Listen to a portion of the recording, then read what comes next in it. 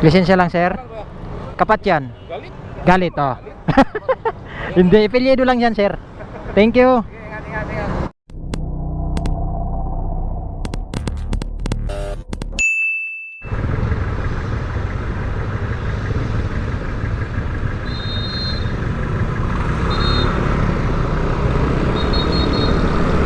Stoplight. Oh, checkpoint dito, checkpoint. Aray ko! Checkpoint.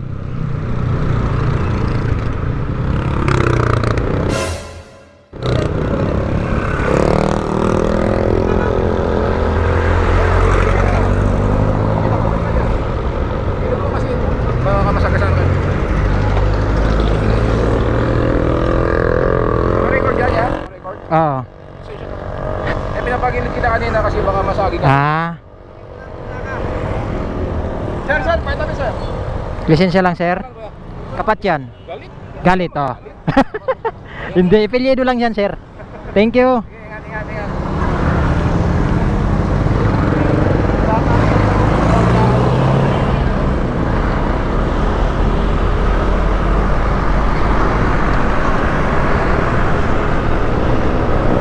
Na checkpoint, ah.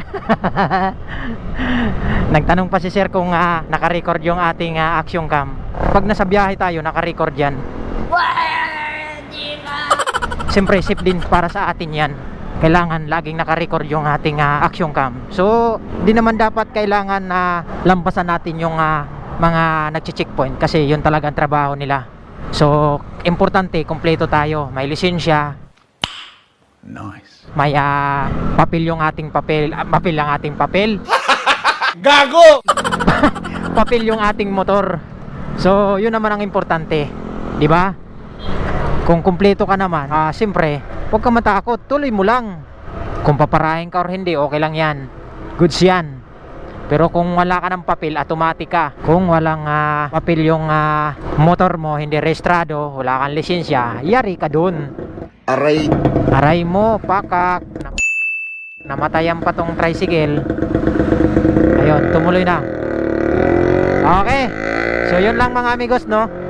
So, kanina kasi napadaan lang tayo sa may checkpoint. So, ang importante, mayroon naman tayong kompletong papel sa ating motor at may lisensya. Yan ang pinaka-importante naman sa lahat. Galing, ha? Diba?